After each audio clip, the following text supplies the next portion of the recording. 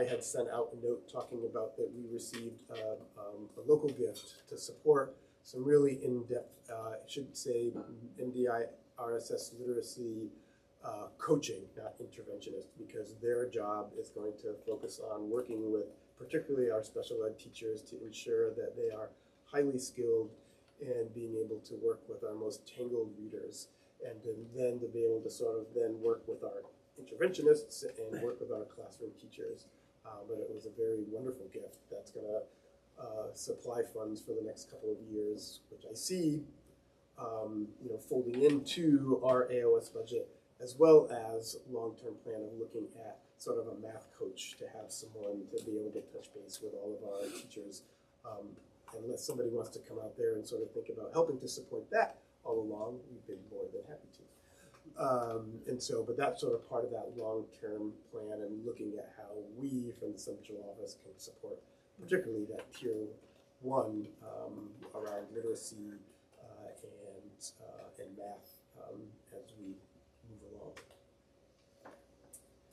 And so the spotlight at the end of last year, and I didn't get to sort of share, but Shannon Smirkowski, who's the Pematic first grade teacher, was honored with the Golden Apple Award that's put out by the MDI Rotary, and so congratulations to Shannon.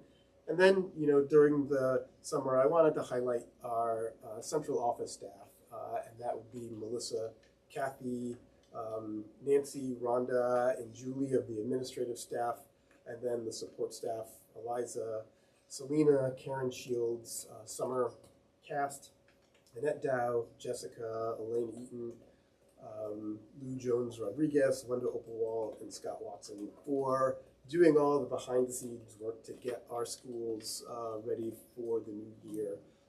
It's amazing the amount of work that they do. You could look at these people's contracts and it says, oh, a minimum of whatever those days. I can tell you that they are working above and beyond those days to ensure that our schools are ready based on the particular field that they're working on. And the support that Karen and others in the office that support their administrators is amazing in the work that they do. So I wanted to share that out loud with you all. And then, of course, the summer school staff that worked with the kids over at Trenton. I was able to go over there a couple of days, and it was buzzing. There's more kids in that building during summer school than there is during regular school. And it's just sort of amazing to see the number of kids there and the interest that the kids have in coming every day. And this year we had 4 administrators from the district support the summer school, so they each had a chance to spend either one day to a couple of days there in supporting Crystal when she had things to do, but also supporting the teachers. So it was really wonderful that they were able to do that work. And then I'll just give a special shout out to Scott in his role. He has been amazing in supporting not only some of our outer islands and making sure that folks are getting out there to do inspections or what have you. And also he worked really hard to support each one of the individual schools to make sure they had the staff necessary to make sure that they're getting their schools ready. And in particular, and I didn't put them here in writing, but the staff here at the high school, they spent a lot of time either going with Scott somewhere to help a school, or to do, even they did some work on the weekend to support a school. And maybe it's because they got a little boat ride out of it. That kind of helps sometimes. But I've been really impressed, and if you walked into the high school, you can see that they're still really prepared, but they really kind of put their hands up to support some of our other schools when they had needs at the high schools. So I really want to sort of thank them. So we're really working hard, and Scott's worked really hard on trying to get everybody to work together. Some of the plans didn't pan out, but that doesn't mean he's not going to try harder next year, because it's better to work smarter than harder. And I think we'll sort of get there in providing some of that support where everybody's pitching in across the district. And then some information on reorganization. This is sort of the update section. Is We have a meeting coming up on the 13th, so that's this Wednesday from 5:30 to 7. We're going to be talking about the reorganization date and talking about meeting access and changing our potential venue. And I'll sort of share more about that, about the ability of people to come and listen to the work of the RPC as they continue to listen to the community and then go back to the plan. And some of the things that I wanted to share is to talk about the number of community meetings we've had so far. And so we have been in Trenton, Pematic, Bar Harbor, and the Bar Harbor one was held here because there was no place to park in Bar Harbor. So I appreciate the high school opening up the cafeteria for that. And then we went out to Swans and had a meeting there. We have upcoming meetings to be set for Cranberry Isle. I have some tentative dates that I'll share with the reorganization committee to see if they'll work. For them, we'll be going to Tremont and Mount Desert, probably looking at some times in September. Can I just add, so people are really clear, that ideally we hope anyone from any part of the district would attend any one of these. Like, it's not like this one is just the one for people from wherever, whatever town. Hopefully it's going for a district of one, all for one feel here. So anybody can come to anything. We hope they do. Yeah, so even if it's in Tremont or it's in Mount Desert, a person from Bar Harbor or Trenton can come to any one of those. That's like really clear in the newspaper invites and stuff like that. On the sheet that went out with the early 4, it was in there that said if you can't make yours, feel free to show up. And we'll make sure it's. But I feel like it's a challenging message to get across. Yeah. So that's why I'm sharing it here, because I hope when you talk amongst yourselves to people, we can all try to disseminate that message, because it doesn't seem to filter out well. I mean, it is in materials, but.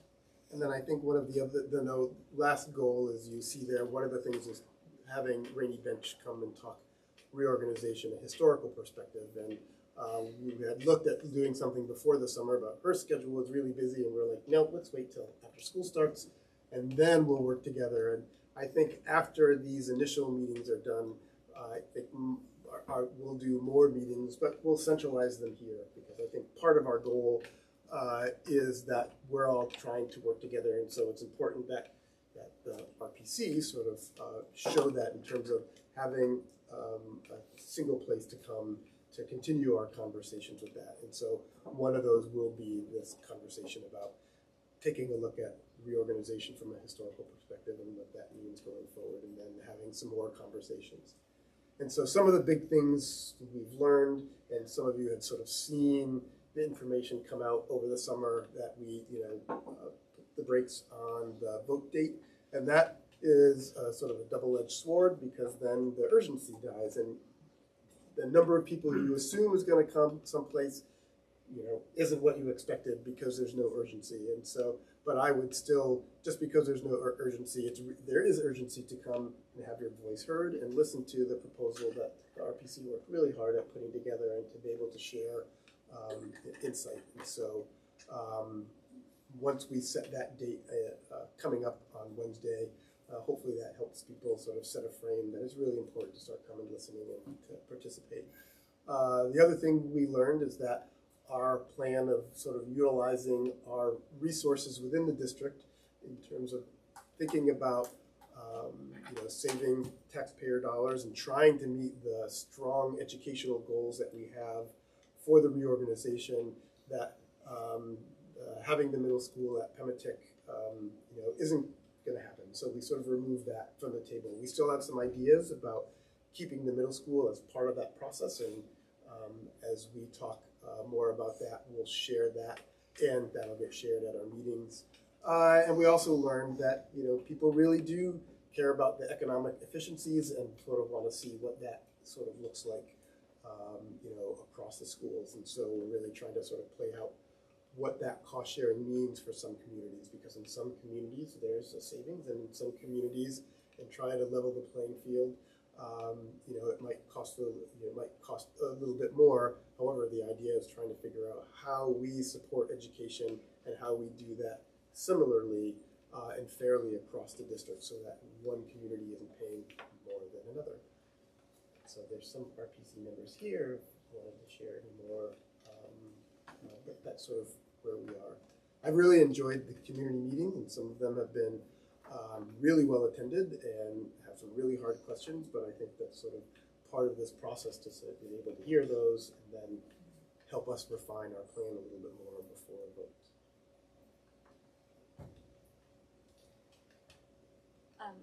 Gail, is there any? Well, not a lot, but I am still a little bit disappointed that you're dropping out the middle school issue at this point. As I have mentioned in conversation, I think first of all, there are worse things than losing. And secondly, I think it's difficult to know what an entire community might be thinking based upon the feedback from individuals who are motivated to come, a much smaller number of individuals who are motivated to come to a meeting. So I'm disappointed that the decision was taken before we got much further to take that off the table. And before you even got I think we should clarify, we're not taking the middle school off the table. We were taking vote at Pematic Middle School as the, being voted on ballot as off the table, but yeah, no, the middle school is not off the table, I wouldn't say. because I think it's one of a lot of issues that actually need to be part of the process, but maybe not through the RSU. Maybe it needs to be part more of what this board is focusing on. So sorry, it's just you're taking the middle school at. At Pematic off the table, yes, sorry. Let me hear from Marie and then I'll, Yeah, yeah. sorry. Thank you. My question was, could you clarify what you meant by the middle school being not that kind of? So we received strong feedback that if we voted in November for a plan that involved a middle school at Pematic, that it did not have enough support to pass, right? And I think that was pretty clear from across a variety of the towns that we got to. And I think it's premature to say whether that meant it wasn't a good plan or people needed more time. Like, I think that, but what was clear, I think, to us is that people needed more time to hear. We needed to have more time for discussion. So we went to, and if I get any, you can feel free to jump in and correct me, Carrie, or anyone, or Susan, is that we would do an administrative and financial reorganization, and that the first task, pass of the new RSU board would be to within the first year, form a committee that would come up within 3 to 5 years, a plan about how to handle middle level education, because we heard really strong support, I think this is fair to say, for a centrally located new middle school. And I know, I know I feel that that's a lot of money to pay for, but the fact was there was a lot of support for that idea. So we felt like, okay, maybe what we need to do is step back and work on and put together a committee that can work on how to make that feasible in a new RSU that's administratively reorganized, because as you know, because you were on the middle school committee, it's not administratively feasible in our current model, right? But we can parallel trains, we can look at that. So I would definitely say that there's a strong sense that the middle school isn't off the table, but that but that we're trying to, figure out how to give the community the time that, because we've all been talking about this for years, to ask their questions and work through their process while also keeping the process moving forward. Is that? Thank you, that makes sense. Yeah. Can I ask a quick follow-up to that? Sure. So if that continues to be after the rest of the meetings, the idea would to be an administrative change, how does that change the vote? Does this require a vote because we've been moving children, or what does that look like, or do you We know would yet? we would still have a vote, just like we had talked about. I mean, we have to figure out a date for that. We would have a vote, and what that vote would do would say we're, moving to the governance model that we talked about, and that we'd be moving to the funding formula, financing model, right, that we previously talked about. And then we would be launching a subcommittee or whatever you're gonna call it, that would be, their mandate would be to come up with a recommendation about The it. vote would be the creation of an RSU. It's Right. just What is the that RSU? entails on day one is just a governance economic model. And we're not looking at that being a year away from November. We're looking at it as either being maybe in a special meeting sometime during the winter or being in June, I believe, right? I think those are. Yeah, we have to Talk about meet to Wednesday. come, yeah, but that's the gist of it. Thank you. All right, Katie, That was it. Yeah. Thank you. does that answer your? Yes. Thank you. Can I make a follow-up to Marie's follow-up? Yes, and then Gail, So and then. if the RSU passes, Yeah. would there then be another vote to create another middle school, or at that point, are we able to do what we want with the schools since they're all under one district? If there were, say, if we're building a new middle school, you'd have to have an RSU-wide bond vote. So that wouldn't be a town-by-town vote, it would be a, you know, Or and, if it were to utilize one of the buildings we already have? well, if there was a bond associated with renovation, then there would be, yeah, I think it would depend on the particulars. I think most likely there would be some kind of bond, there would be a vote. It's just that the vote would occur at the RSU wide level, much like how we vote on something for the high school. It wouldn't be like we vote, yeah. Yeah, it would be an overall pass as opposed to every town has to pass it. Separately pass it, yeah. Gail? I do want to say that I have concerns about how this very slimmed down model that focuses on administration and shifting funding formula is going to be received in communities such as ours when there's no other changes associated with it. And it remains to be seen how that's going to be, that existing funding formula. If we're not going to make any of those substantive changes about how we actually deliver education, and people can see that, but then you're asking that the costs to maintain this whole system as it is be shifted, and in the case of MDIRSS, shifted significantly to MDIRSS, you may run into some headwinds there. You may need to be thinking more flexibly about how you roll out the funding formula, how, you know, there may be some issues that come up around that. But we'll see. Yeah, I mean, I think we're in a community feedback process, so like we go to people, we talk to communities, we talk to them, and we, you know, figure out what to do next, with the focus on trying to figure out the most fair way to give all kids the best education possible. And yeah, there's no like magic wand to getting there. So, Alicia? I don't have a magic wand.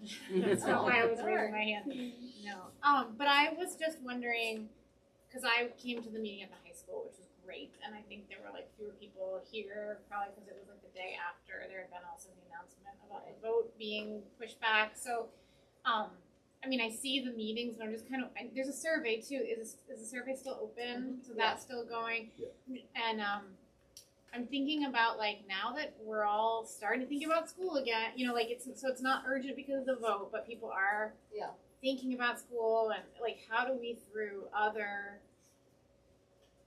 gatherings, is there a bigger strategy that we in our own individual schools can help implement to like keep the conversation going? Because I think some really good conversations were starting, but I'm personally skeptical about like what turnout we're gonna get at this.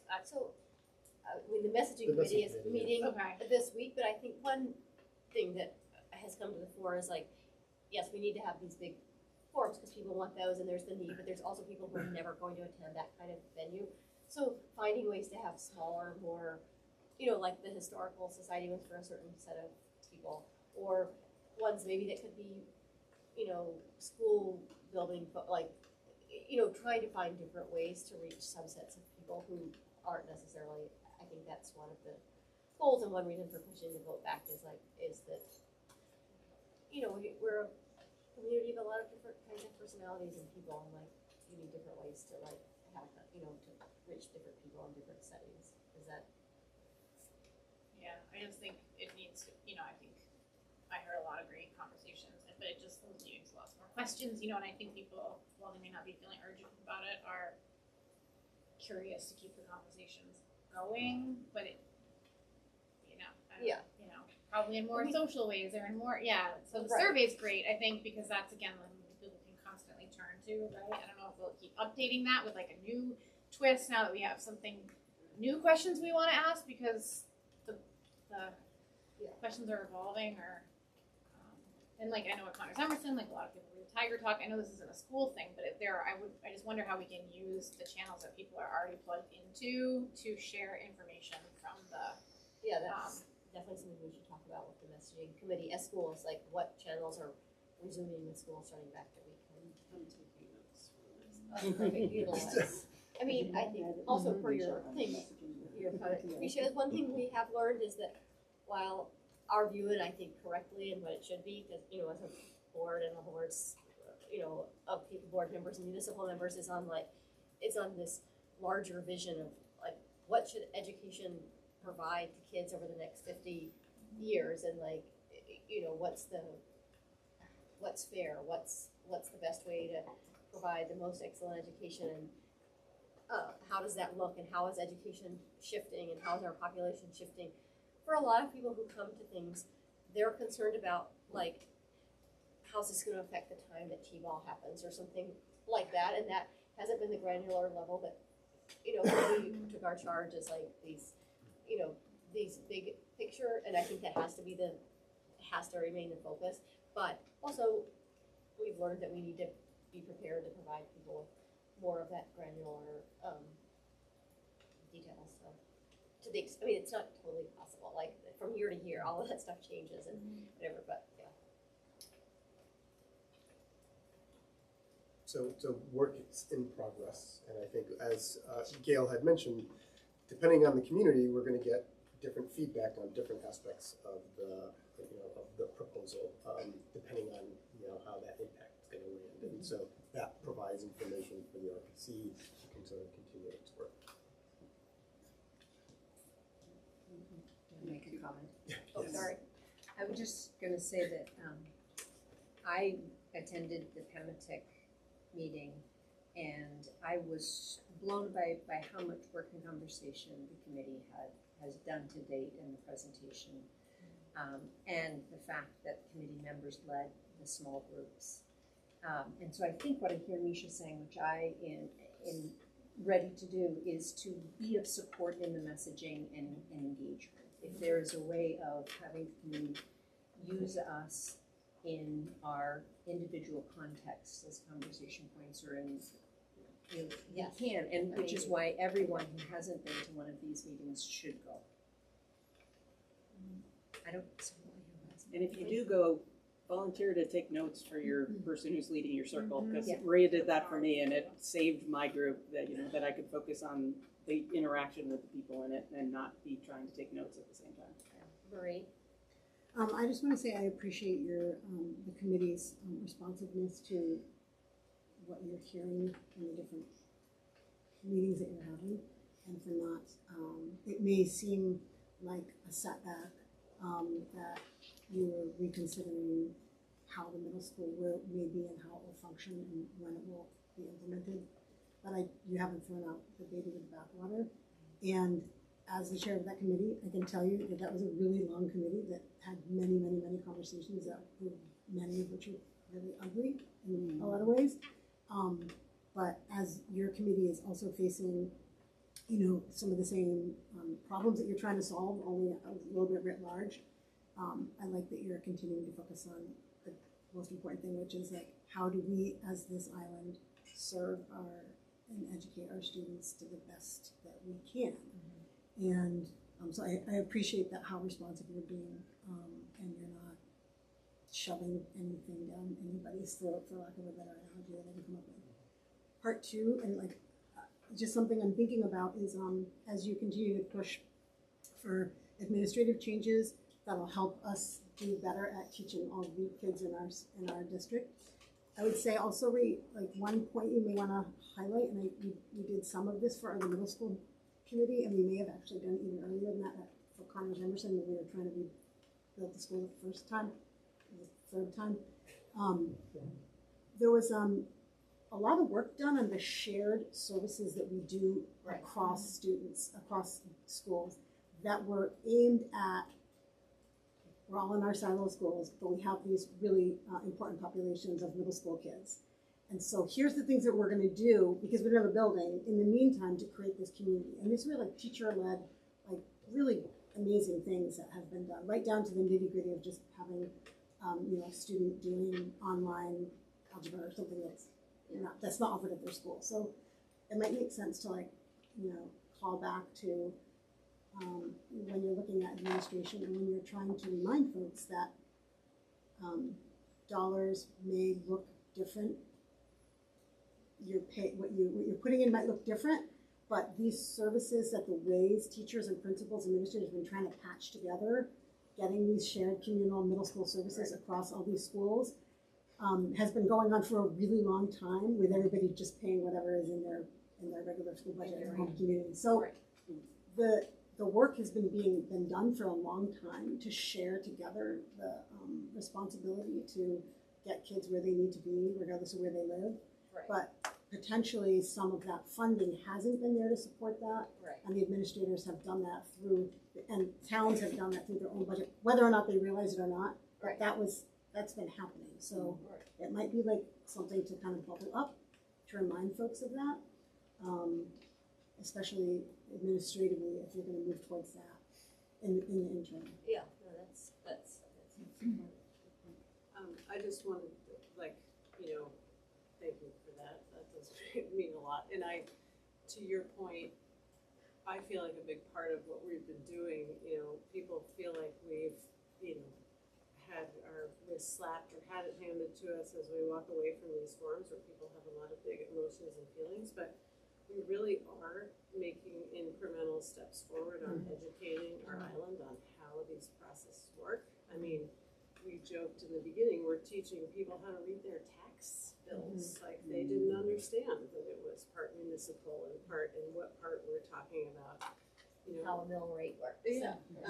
How our administrative offices work, the current economic inefficiencies. I mean, a lot of people didn't realize how much more some communities are paying than, say, Mount Desert. So these are things people are getting informed on, they're getting curious about, and I feel like they're getting engaged in. And so I feel like we just keep going. We keep going and we find new ways to infiltrate. We take feedback, we react to feedback.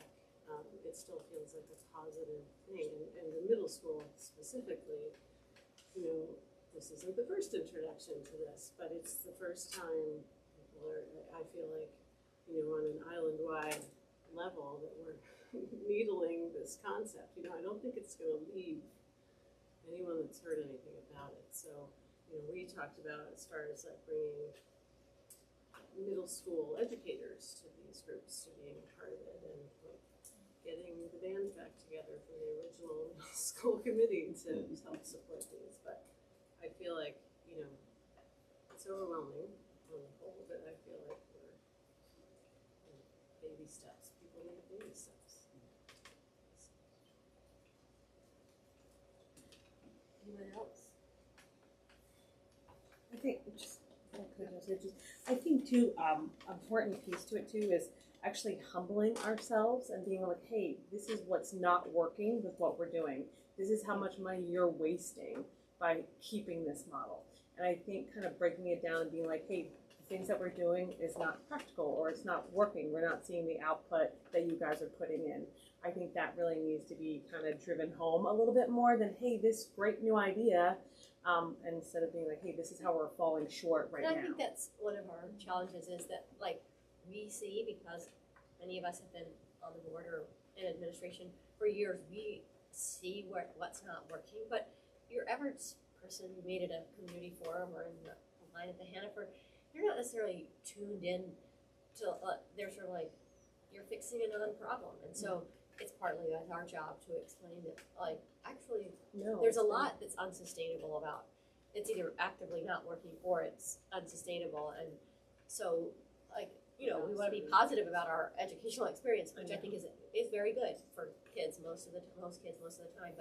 But we want to also, point out, help people understand what real challenges we're facing and how that we're solving very real problems in what we're trying to do. Is there any feedback you can get from schools that have done this already? Like, for instance, my school, when I was in high school, did this in the South, and it was a great benefit to the students, so I could speak to that. But is there anyone like from a local area that has gone through this that could speak as to the benefit of it after having gone through it? I think there's some communities that went through. I think Maine. There was an article in the Maine paper that was talking the other way. But I think there are also some AOSs that have gone and become RSUs in Mid-Coast and the Booth Bay region, and then up north where some of those schools are doing things. They might be RSUs already, but some of the issues are the same. So Skowhegan having to collapse some schools to create the brand new school that they have, and there's other places, and not that that's here, but that way of having to get a community to sort of understand that there's changes that might be happening, and it's better to be on the side of let's build that ourselves before we have to do, rather than reacting to it. Let's build what we know would be best for our region and the needs that we have in our region. And I think that's what we're trying to do in sharing the information that we have. But I have some superintendents that I'm talking to that have some similar situations. We'd love to hear about your experience sometime too. Like, Yes. get in touch with us, get to the messaging committee, because I think it's important. Jake, yeah.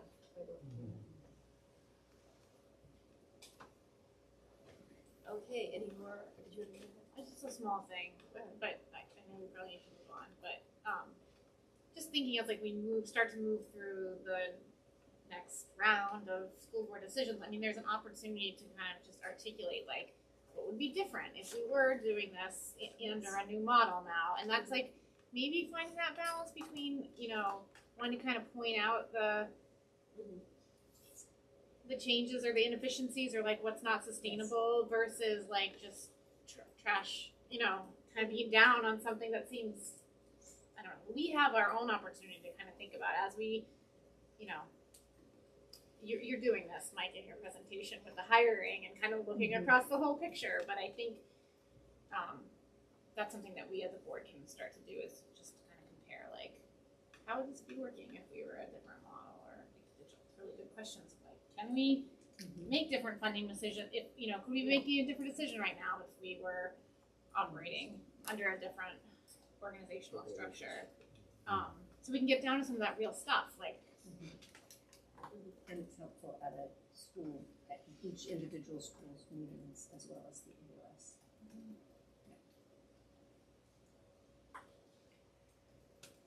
Okay. So we have we have directors in teaching and learning next. After. Oh, I'm sorry. After I'm I'm not done yet. That Sorry. wasn't the last thing. We always end with the school board corner. And so I just wanted to share in the summer, I sent out a note just focusing on the federal government funds. Those funds have been released. And so those projects that we had were waiting on, those are sort of back in swing, and that total was around $130,000 that we were getting, but we were all set for the work that we were doing this year. There was that other work, so we are good on that. I did want to remind folks, because you probably heard in the news about some schools that have already started with their cell phone policies. So the law that was passed was to say that all schools need to create a cell phone policy by August 1st, 2026. And so I wanted to remind folks, and so when the policy committee starts going, this is going to be one of the top things we'll start talking about, and what information we want to gather and all of that before we sort of set the policy. But a reminder of our current procedures within our schools is within our pre-K-8 schools, students are required to hand in their phones, or they have to be kept closed and turned off in their lockers. So they don't have them in their classrooms, they don't have them in the hallways in the pre-K-8 schools or anything like that. So in our elementary schools, they don't have access to their cell phones during the day. At the high school, they have been working on, they worked with the design team, and last year implemented to sort of strengthen the policies that they already had, and then worked again this past year into looking into next year and where the students will be turning in their phones in class, so then when they have to go to the bathroom, they won't be taking it with them and sneaking a text or whatever. But at the end of class, they'll get their phone back, and so as they're moving between classes that they've had following current procedures, they'll have access in at lunchtime, but when they're in their classes, and if they need to leave while they're in class, they won't have access to their phone. So that is happening right now. And so the policy committee will begin that work. I'm sure we'll come up with a way of what information we want to gather, and it'll be up to the board to decide what policies we're going to have pre-K-12 within our system. The policy you just described for the high school, that's, you said, is starting this fall. Last year, I remember it was kind of elective based on the instructor, the teachers. Is this now more cohesive across the board of the turn-in during class? That's the idea, yes. Correct. Great. And then the last thing I wanted to share is sort of we have some new members joining, and I just wanted to sort of repeat sort of the principles of successful board service, and a reminder, and I'll probably pull some things off of our handbook. So if you ever need a refresher on some of the policies that drive your work as a board, and some questions about parliamentary procedure and things like that, the MDIRSS handbook is there. That's much more speaks to us locally, and then of course there's the state handbook.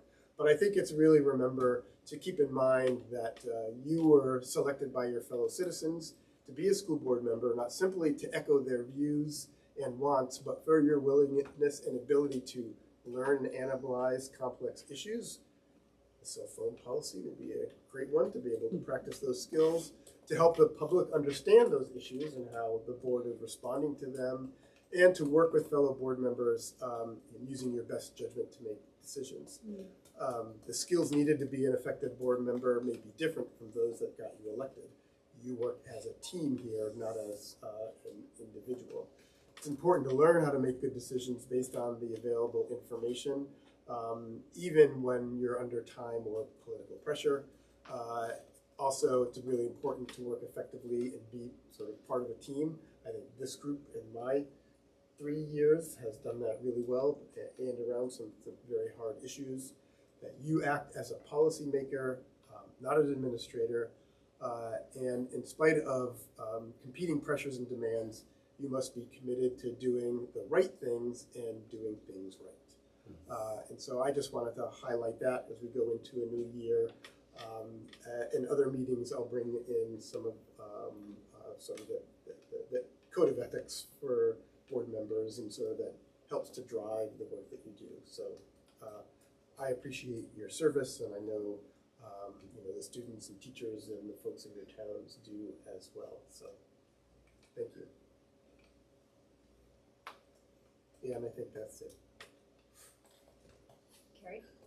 I'm really happy to hear that the money was released for this year, but how concerned are you about the dismantling of the federal Board of Education and or Education Department, and what that's going to mean for the next budget and future years?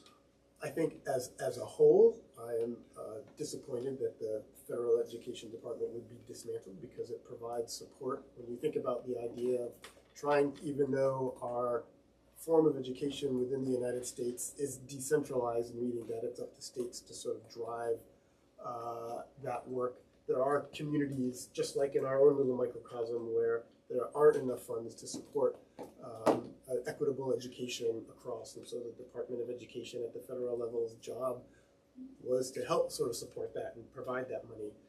We are in a situation, in a place, and in a community where if those funds were to disappear, we would probably get the support to support our schools if need be, because the total number of funds that we get aren't as much as some of our neighbors might get to support their schools.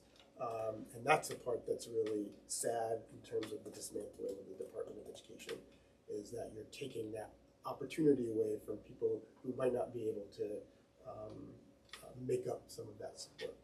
But are you saying that'd be funded by the taxpayers Yes, locally? if some of those title pieces were to sort of fall away. And if a state Some has department of fallen. And education, some has Yeah, some already. has already fallen away. if Quite a bit state has already department of fallen. education would have followed similar fate anytime in the near future, we'd be in trouble. Everybody would be. So we're in interesting times. This is a very tough act to follow. Well, this project was cost effective, actually. And let's see, the August note was pretty much the opening of school information, so nothing new there. But I did want to just take a few minutes to just backtrack a little bit, give some context. We've had some new board members, and talk a little bit about our plan over the past, is it 4 or 5 years, Mike? Are we going on year 5? I think it's 5. We could be going on your Year front. I'm on 3 Yes, for. okay. In supporting student behavior. And it's kind of strange to talk about student behavior because it is when we talk about MTSS, multi-tiered systems of support, sometimes we talk about academic support and sometimes behavioral support, but they inform each other.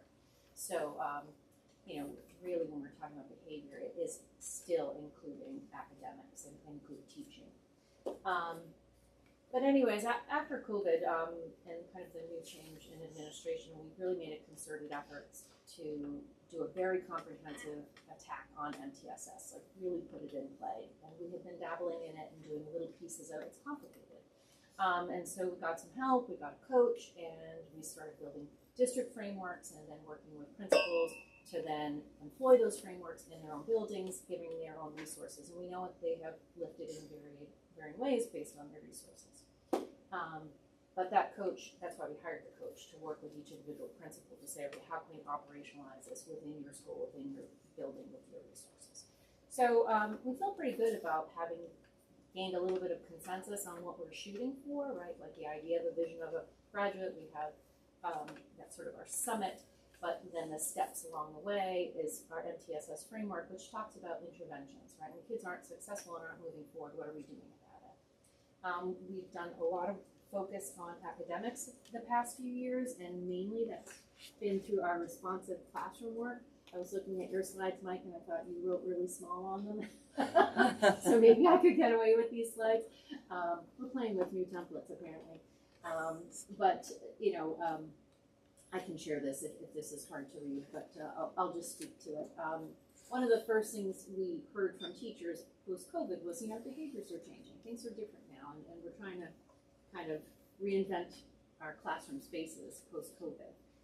So we sought out some support, and we came across responsive classroom primarily because it was something teachers were seeking out on their own, and we kind of had a little critical mass developing where people were coming back saying, hey, this is good stuff. I think we should do it as a whole district.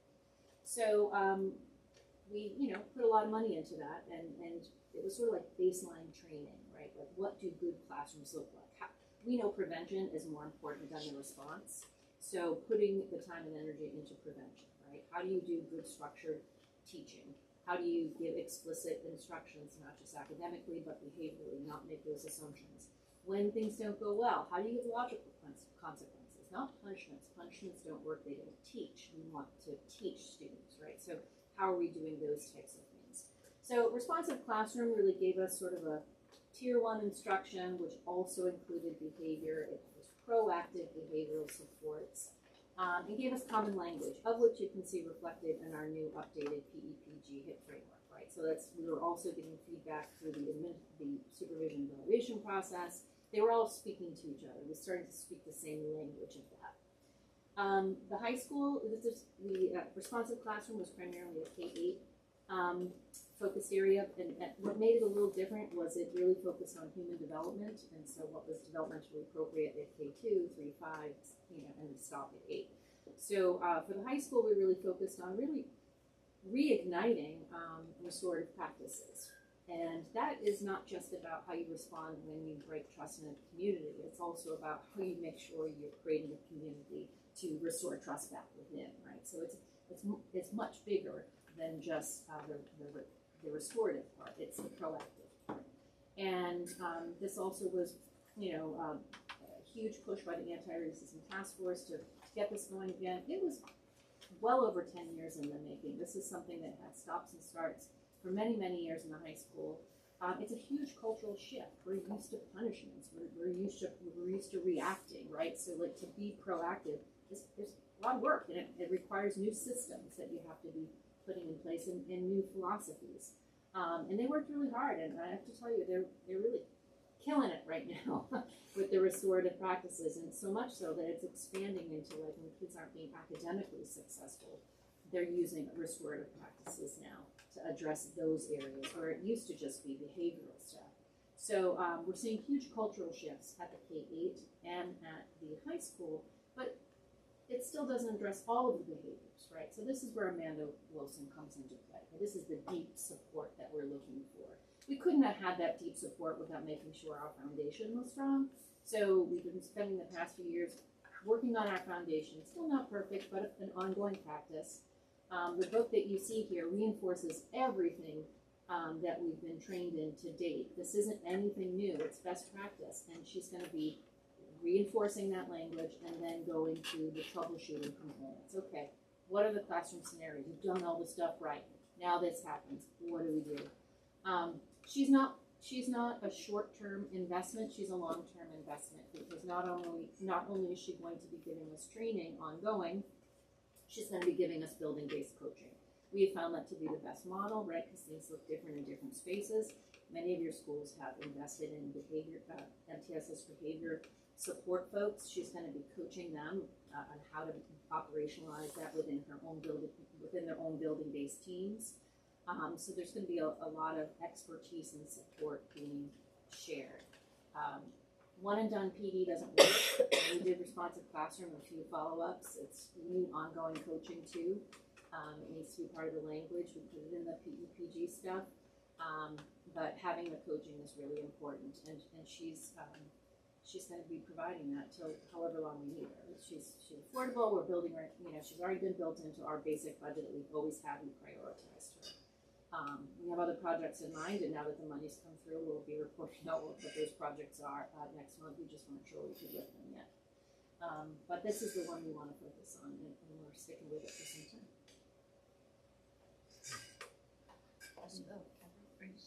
One and done PD is professional development. Yes, sorry. Okay, thank you. Yeah. And I'll give you an example. Like she's coming in opening day. You know how hard it is to do PD at opening day? Everybody wants to talk about everybody's summer, right? They just hadn't seen each other all summer. And then we're going, come on, we gotta get to, our sessions, The beauty of the continued support from her is it just allows us to remove the fervor of making sure all the points are covered in one day. It's like, okay, if it's really hot, we can slow it down. We just want to make sure the messages get through, the follow-up coaching happens. Every teacher is going to get one of these books. We're going to be supporting with different kind of activities to be working with the book and at the building-based level and common studies and so forth. So it's going to be happening in a lot of different spaces. Yeah. So I think this is all great, and I really do support what you're doing with restorative practices and that, but I do think that there are different levels of how we need to deal with some of these situations. I mean, this is talking about, the title on this is Strategies to Minimize Challenging Behaviors in Your Classroom. Mm-hmm. There's a big difference between a challenging behavior of a kid who's disruptive or a kid who's, pulling somebody's hair and some of the physical beatings that we saw take place at this school this year. And the trauma that's involved with these kids having to go through the restorative practice and face the person who has physically harmed them, I don't know that that really works for that model.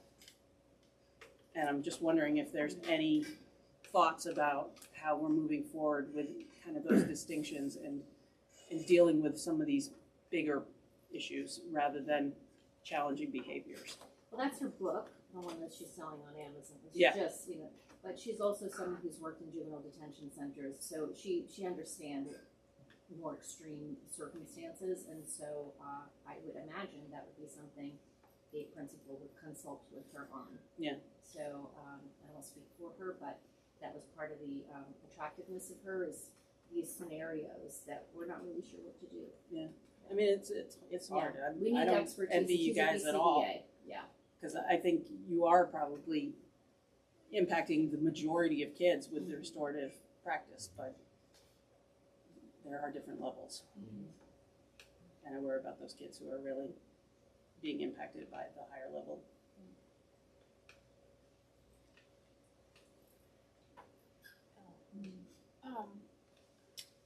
I think this is kind of like a very general question, just stepping back from this particular investment, which sound, and I love the way you're describing about it being like a long, coming at it from multiple angles and being long-term investment. But how do you just like generally evaluate the effectiveness of like this, for example, but there's other examples of bringing in resources across the district. So like I would imagine, to some degree you're looking for, in the very long run, you're looking for like outcome changes. But then teachers, these are resources for teachers and professionals in our school. So are you like surveying them about how helpful these kinds of things are in like short, medium? I mean, how do you know when an investment like this is like yes versus? Well, I'll tell you what we wrote in the grant, and this is what, there's a lot of variables you can look at, right? But our attendance data is not where we want it to be.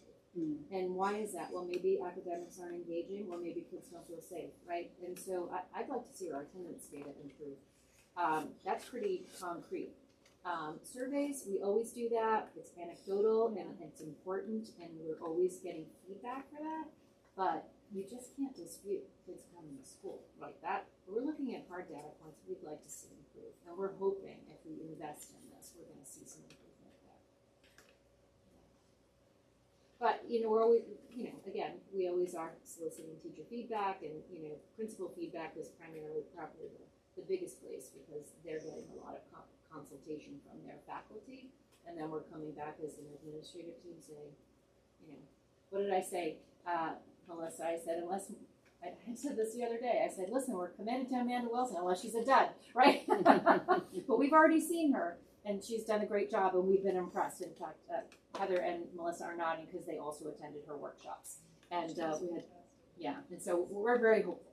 But we're not afraid to pivot. And I can add something, Misha. Like, I know at our school we do kind of universal screening 3 times a year, and we'll poll our teachers, like, who are your students of concern with behavior or inattention or dealing with social issues, and we'll collect that data and look at those students individually, and then we can see as the year goes on, are the interventions and supports, is it working? Are we seeing students kind of get off that list of concern? And obviously it could be something that's happening in their life at that moment, but as a staff, we need to better understand the challenges of our students. And so that's something that we can start implementing, and this will be our 2nd year in doing that. And we found that that is a good way for us to know is if what we are doing is working.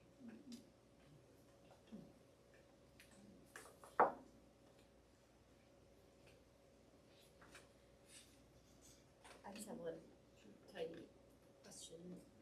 So, I'd love to hear, maybe, and we don't have to do it right now, but more like to what Misha was talking about. If we say like no hard data points, our attendance data isn't where we want it, or our math scores, or our reading, or whatever scores, then what's the process that we understand?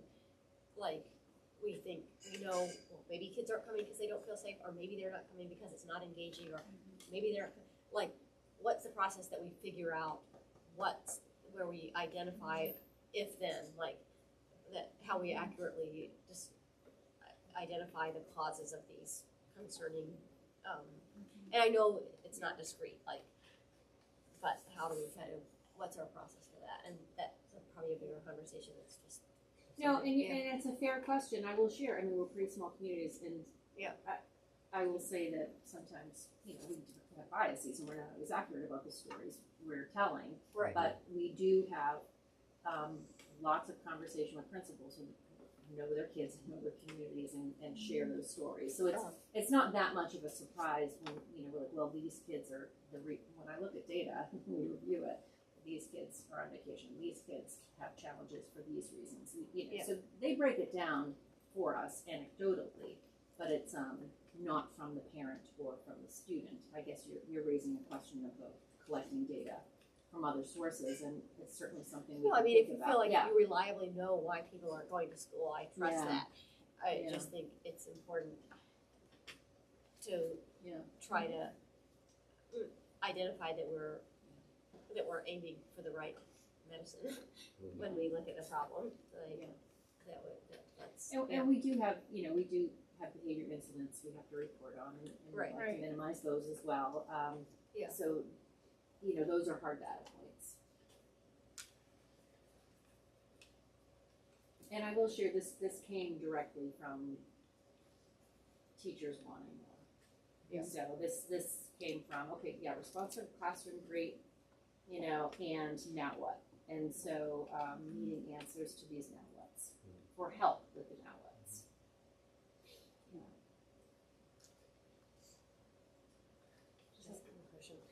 And it was about our staff, actually. How do we know, like I know you said each teacher is getting that book.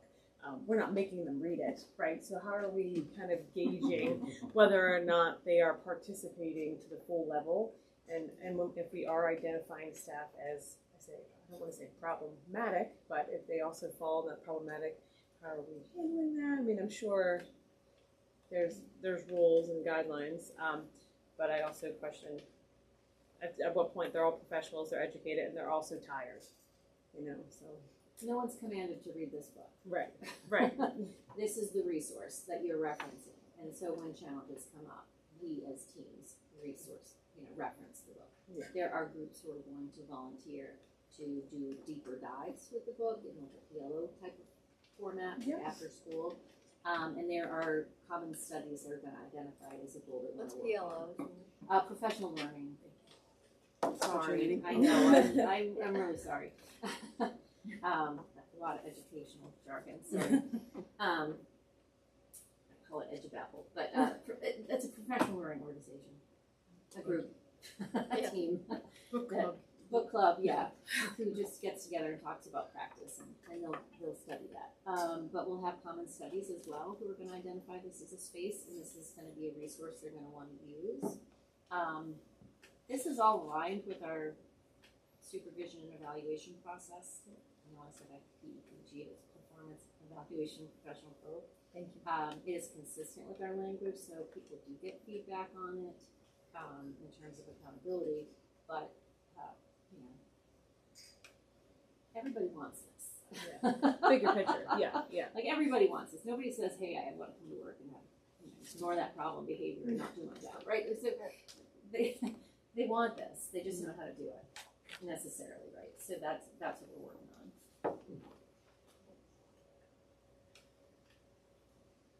Okay. Is that That's it. Sorry. Yes. just making sure anyone else off? Already cut mic off, so. Okay, we have no discussion items, so action items. We have second reading and adoption of policy DKC expense authorization and reimbursement. Is there a motion on that? Yes. Second. Any discussion? All in favor? Selection of school board delegate for the 2025 Maine School Board Association Delegate Assembly, and there's a signature for this. First, I was going to see if there would be a volunteer to be part of the delegate assembly and be a representative of AOS 91 to our Region 3, which is Washington County, Hancock County, and the Mid-Coast. And the real obligation for the delegate assembly is to attend October 18th. It's a Zoom meeting starting at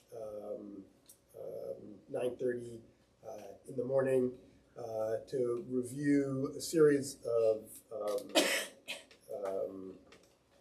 resolutions that will drive the work of the Maine School Boards Association, particularly when it comes to some of the legislative pieces that will be coming up in the legislature. And so this group, the Maine School Boards Association, looks to its members to provide feedback when there's legislation And so a member from the AOS could help in those conversations. And there are regular monthly meetings of the regions, and those happen. The next one for our region is Wednesday, September 10th, and they're by Zoom at 6 to 7:30. So I was looking for someone and practicing what we're trying to preach as becoming a single district rather than asking each individual board to find a single representative for us as a whole to do these. Eric Waddell, who was York, not York, I think it was York. He was Southern Maine superintendent, is now the executive director. Kittery, yes, perfect. Eric was in Kittery for a number of years. Thank you, Gail. Have we had someone doing this prior to this? We've had, I think, Gail did it once, and I think It's to attend the meeting, but then once a month also attend the meeting. attend a region meeting. And there's Yep, and there's Zoom. Amazing, right? Thank you, Catherine. I printed it out and read it. I'm interested. Oh, yeah, perfect. I'll come see you after the meeting. Okay. Thank you so much. Okay, so, we need a motion, I think, to select Catherine, right? I nominate Catherine Emery as our school board association. Any discussion? Just, Catherine, you said you're interested and you wanna do it. Yes. Okay, just wanna make sure we're not like sad Don't one. stop the train. Well, no, exactly. So that's like not like I'm gonna jump on board, but I'm just making sure. Any more discussion? Yes. Okay, all in favor? And we have to, Well, you have to sign I that. have to sign, okay. While I'm signing, is there any other business? Oh, we need an alternate. Do you wanna be the alternate? Yes. Catherine, do not fail.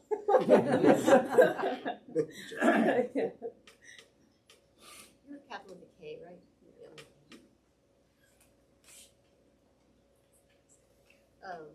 Okay, no other, future agenda items. We'll have, of course, our regular reports and updates. We'll have policy committee, including, I don't know if we're gonna pick this up on policy right away, but We won't get into but it right away. we'll having, those usual items. What else? But we'll be launching into budget, the beginnings of budget season. That's right, we have AOS board chair and vice chair. What's the date today? And then I'll just report, you'll hear the reports of the individual schools, but talk a little bit about New Day and Okay. Any public comment? Okay, next meeting. She has her hand up. I have an out of order, but like in terms of the future agenda items and then thinking about the policy committee stuff and the cell phone, it seems like a great opportunity to get some students involved in that policy committee level. I would get people involved. I know, and I was at first I was thinking about like, you know, is that something? I mean, if you're a parent or whatever, you're not in tune to the policy, what the agenda is for the policy committee meeting next week, right? Like, so I think if this is something that people are going to want to weigh in on or whatever, it would be good to advertise it a little bit more. But we had such thoughtful feedback last year from some students about how the current policy has been working and the changes, and it also seems like a really, it just seems like it'd be great to get students involved somehow, whether at the meeting or feeding into the meeting or. Yeah, my vision was that we would probably be, or at least the policy committee would think about what types of feedback they want to get in from where, which might be, students, whether that's inviting them or surveys, or being sort of part of that process, and potentially reaching out to parents to get a sense of, okay, we're being asked to do this, what is your, before, as we sort of develop that policy. It's probably one of those ones that is a little bit more We're, like, interactive ahead of and that has a a lot little of. bit at the high school, like some of Yeah. that's been happening already, so making sure that we bring that into the. Sorry. Carrie and then If we have election of the chair coming up, is it appropriate to ask now so that we could think about changes if you are willing to continue and who our vice chair is and if they're even still on the board? I don't remember. Aaron is the vice chair. Right? Aren't you the vice chair? I'm the secretary. Oh, you're the I think secretary. it was Brian. Oh, it's Brian. I mean Brian. Sorry. And Brian's still. Brian's still the Aaron was sweating there. Sorry, Aaron. Pop quiz. No, Brian's, you're right. It is Brian. I don't know why. Brian is the vice chair. I'm losing my. I feel like when we have these votes, then you're just put on the spot. And so it'd be, I feel like it's nicer to say, are you willing to serve? And then if you say, I'm not sure, then we can start to think about it rather than trying to do this right on the spot. Ideally, I'm willing to serve through what we figure out about the RSU vote, so for a little bit longer, and I think that, it's not up to me, obviously, it's up to the people who might or might not want it, so, but yeah, that would be my, preference. Okay, thanks.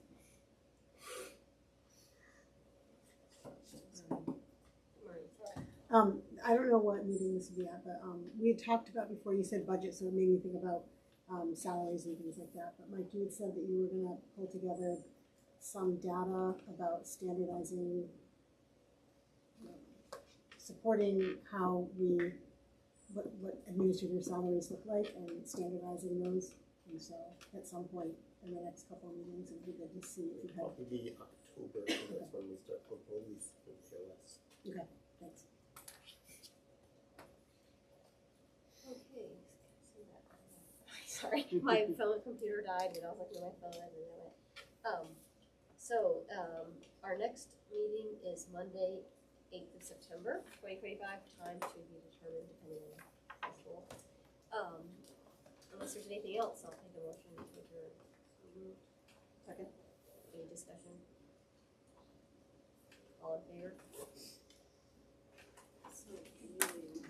I feel like I have to share that after the June note, I got a ton of emails asking if they were gonna get a book from teachers, so I just. They usually like books. That's a good thing.